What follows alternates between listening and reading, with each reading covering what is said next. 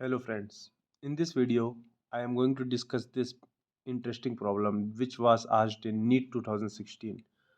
उससे पहले ये क्वेश्चन AI ट्रिपल ई में भी आ चुका है 2011 में शायद। तो चलिए इसको देखते हैं। अच्छा क्वेश्चन है ये। क्या दिया हुआ है, two identical charged sphere suspended from a common point by two mass resisting of length L। ठीक है, दो आइडेंटिकल चार्ज स्फीयर मैंने बना लेता हूँ यहाँ पे। ये are suspended from a common point से सस्पेंड कर दिया ऑफ टू मतलब string of length L. Strings की लेंथ एल दे दी, इनिशियली द डिस्टेंस डी। ये वैसे बस बनाने के लिए थोड़ा ये बड़ा बना दिया मैंने, बट उसने बोल रखा है कि ये जो डिस्टेंस डी है this is very very very less than L apart because of their mutual repulsion.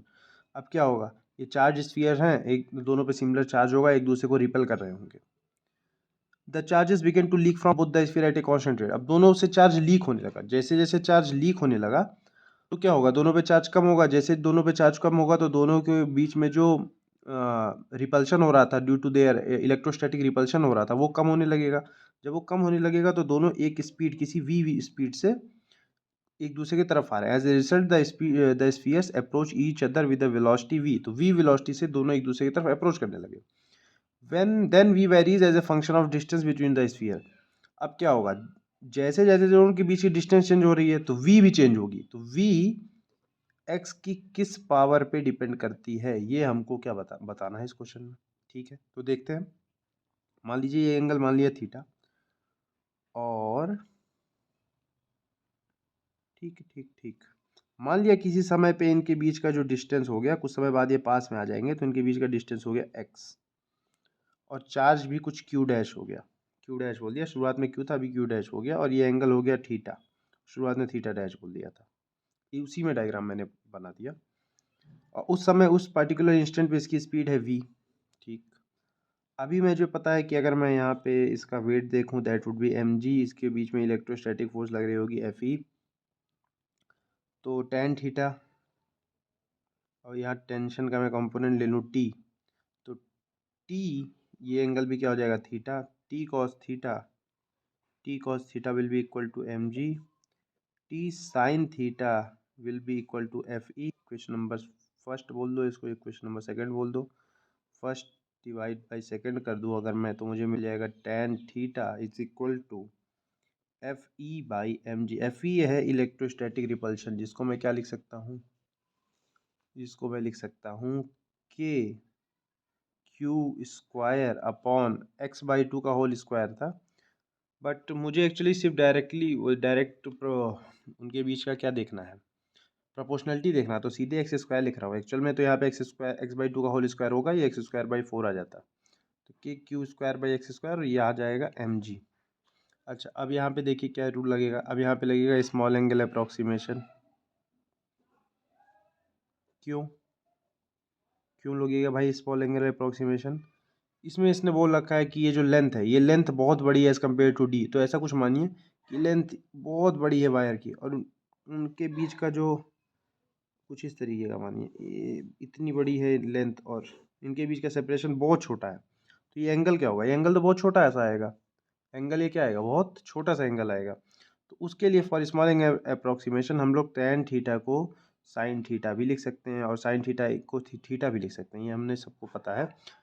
कैसे आता है, ये टेलर एक्सपेंशन से आता है। टेलर एक्सपेंशन के शुरुआती के टर्म सेम होते हैं साइन के लिए भी और टेन के लिए भी, उतने भी हमको जाने की जरूरत नहीं है, इतना सबको पता होता है। टेन थीटा को मैं क्या लिख देता हूँ, साइन थीटा लिख देता हूँ। साइन थीटा को इस ट्रायंगल में क्या लिख सकता हूँ, perpendicular x by two upon hypotenuse. Hypotenuse क्या हो जाएगा एल, हालांकि यहाँ भी टू की कोई जरूरत नहीं थी बट लिख दिया, एक्स स्क्वायर एम जी। अभी देखिए यहाँ पे क्या आ जाएगा, X cube is equal to K M G two Q square, ऐसे इस टाइप का कुछ इक्वेशन आ गया, और एल भी ये ऊपर जाएगा, टू के एल एम जी, ये सब, हालांकि ये सब कुछ कांस्टेंट है, इसको सी नाम दे दे रहा हूँ। तो Q square equal to one by C और एक्स क्यूब, और ये तो सब कांस्टेंट, ये से कोई लेना देना नहीं मेरा। अब देखिए मैं क्या करता हूँ, दोनों साइड टी के रिस्पेक्ट में डिफरेंशिएट कर रहा हूँ, differentiating both side with respect to T. तो ये क्या आ गया मेरा, two Q D Q by D T आ गया। इज इक्वल टू, ये तो कांस्टेंट था, यहाँ पे आ गया, या फिर मैं क्या कर सकता हूँ डायरेक्टली यहाँ पे q को क्या लिख देता, 1/√c, यहाँ पे x⁻³ आ गई, और t के रिस्पेक्ट में अभी डिफ्रेंशिएट कर दूँ, मैं q के ही फॉर्म में लिख लेता हूँ ना, t के रिस्पेक्ट में अभी डिफ्रेंशिएट किया, ये 1/√c तो ऐसा ही रह जाएगा, यहाँ पे चेन रूल लग जाएगा, पहले तो x का डिफ्रेंशिएट होगा 3/2 x⁻n−1 मतलब 1/2, और यहाँ पे आ जाएगा dx/dt। dx/dt क्या है, जिस रेट से ये दोनों एक दूसरे के पास आ रहे हैं, मतलब वेलोसिटी, इंस्टेंटेनियस वेलोसिटी, मतलब ये हो गया v। dq/dt क्या है, dq/dt है rate of leakage of charge, rate of leakage of charge, इसने बोल रखा है कि ये भी कांस्टेंट है, ये भी कांस्टेंट हो गया, तो इसको कोई कांस्टेंट k नाम दे दिया, और दैट वुड बी 1/√c 3/2, ये सब कुछ एक कांस्टेंट ही है, x⁻1/2 और v, तो मैं लिख सकता हूँ v into x⁻1/2 to some another constant, इन सब कांस्टेंट का मल्टीप्लिकेशन डिवीजन वगैरह करके एक नया कांस्टेंट आ गया k डैश। मुझे वेलोसिटी और डिस्टेंस के बीच में रिलेशन चाहिए था, that would B v is 1/x⁻1/2, या इसको मैं ऐसा लिख सकता हूँ x⁻−1/2। This is option number, v is directly proportional to x⁻−1/2, this is option number b, that's the correct option। देखिए इसको ध्यान से, इस क्वेश्चन को देखिए, समझने की कोशिश कीजिए, this was somewhat a good question, thank you.